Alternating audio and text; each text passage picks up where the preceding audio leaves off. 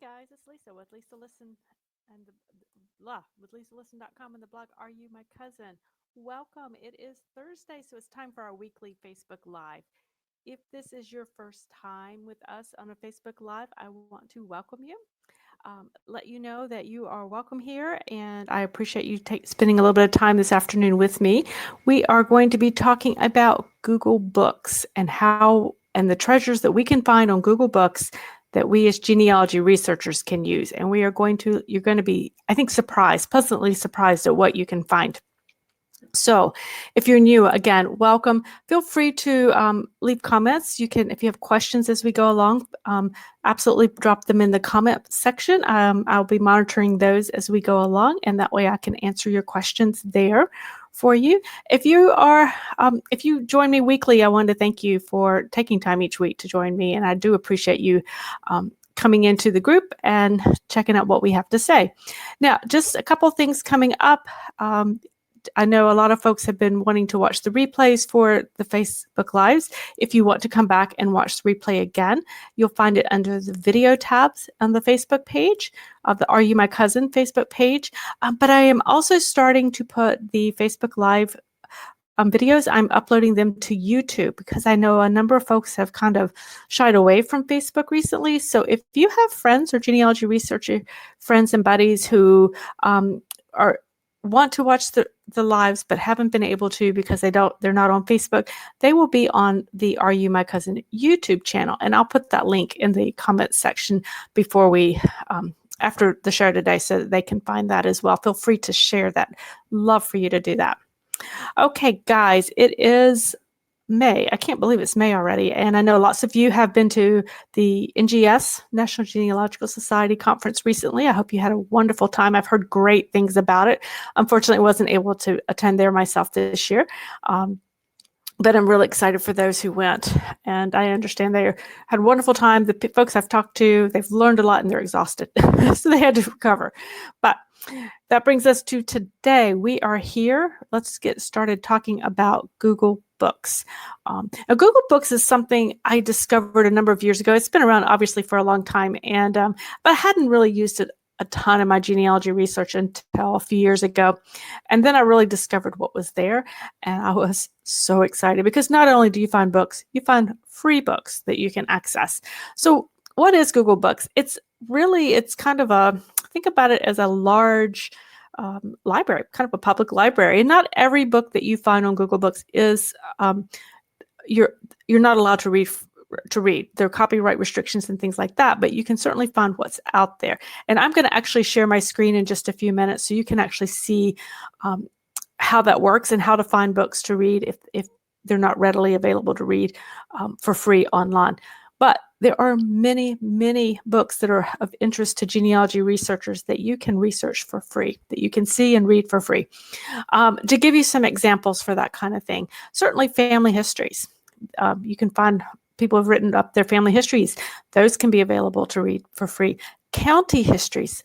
Those are very important, guys. If you are researching, particularly if you're researching an area, maybe it's new to you, maybe there's just not a lot of records for your ancestors, understanding the county, understanding the history of how it developed, the people who moved into an area, is critical for your research.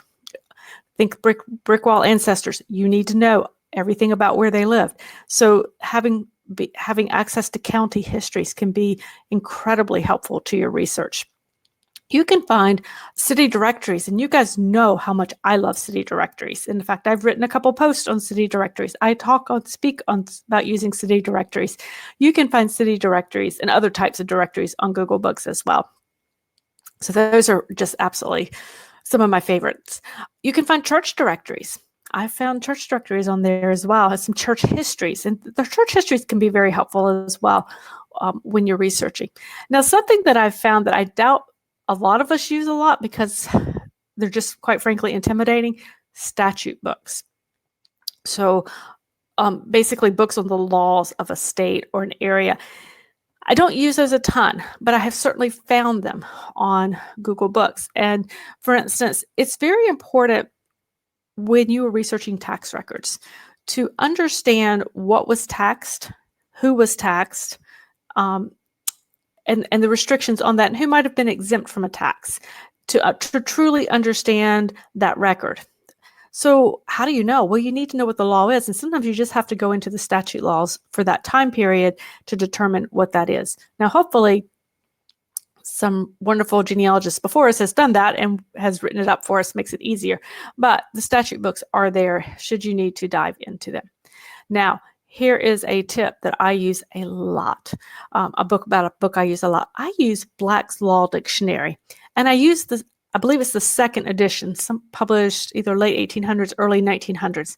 It is out of copyright, so it's in the public domain, and it is free. The reason I use that, guys, is because when I'm reading either a court document, maybe it's a will, whatever type of county document I might be reading, I need to understand all the terms, and I don't always understand all the legal terms that are listed.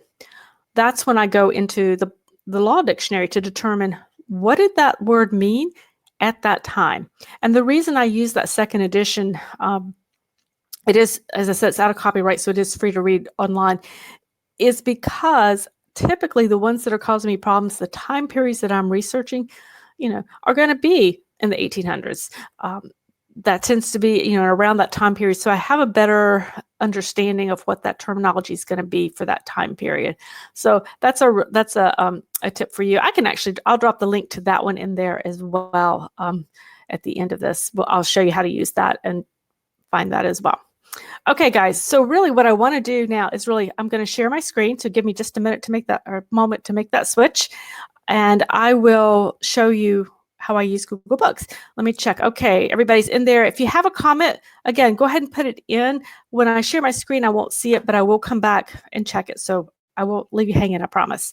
All right, give me just a second here, guys, to get this up. There we go. Let me hide that. Okay, so here's my screen, guys. What we're going to do, this is Google Books. So it's just, as you can see up here, books.google.com. Very easy to remember. And all you have to do is search, just like you're going to search for a regular Google search online. So you're going to search for a book. So I'm going to go in here, and what I want to show you is I'm going to search for a family history book that I've used. And I'm looking for on the Colley family. They're out of Pennsylvania County, Virginia. And I'm going to show you a tip too. I wanted to show this. So this is the name of the family, is Colley. But I can guarantee you if I hit find, search, I'm going to end up we're going to get a lot of dogs, right? So to get rid of the dog and not see the dog, as many of those results, let's do this. I don't type well when I know people are watching. Isn't that funny? I'm going to put -dog, and I'm also going to put -dogs. Now what that does is it tells Google, I'm looking for books on the Colley family, but I do not want dog or dogs in the title. Ta-da! And that sifts out. I might still get a few every now and then, but it takes away all those books on the dogs, the Colley dogs, and then I don't have to sort through them. Aha! Right here at the very top is a book that I have used a lot, and was the book I was looking for. It's the Colley family of Pennsylvania County, Virginia. Now, a couple things to notice here. It says there's no preview, and that happens. That's the way that just happens. It gives us the authors. It tells us when it was published. So this is obviously, if you look at this date here, guys, this is 1998, so it's still very much under copyright. The date is 1923 or 4. I'll have to double check on that, guys. And prior to that, if something was published in 1900, it would be out of copyright, so it would be open for public domain. And there's lots of books like that, and I'm going to show you that in a moment. But that's sort of the date thing you'll know. But if I were to click on it, I can find out a little bit more about this book, who it is, who's in it. I could look to get a print book. I could check Amazon if they have any books. It's not an ebook. But I could absolutely find it that way. I can also find it in a local library too. So that's the advantage. Even though it doesn't give me a preview book, I might go, but I still really want this book. I can't read it online. When you click find it in a library, it puts you over into WorldCat, and you can look to get it for an interlibrary loan, which is exactly what I did, guys, for that particular book. And if you have not used WorldCat before, just FYI, there is a post on the website about how to use WorldCat. You can just type in WorldCat in the search bar and you will find it right away. So that's how I can find family histories. But let's look for something else on here as well. Let's go back to our search bar. Now let's say we want to find just a family history book. What kind of family history books there might be for Grayson County, Virginia. This is a very general. I'm not looking for a specific family, but maybe I know I have ancestors in that area and I wanted to see what might be available. And as you can see, here we have this first book is fabulous, Pioneer Settlers of Grayson County. That will give me a preview. And again, you can see right here, it'll give you a preview. You can click on that and it gives you a little bit and you can search through there and find a little bit about that. And guys, sometimes these previews can be quite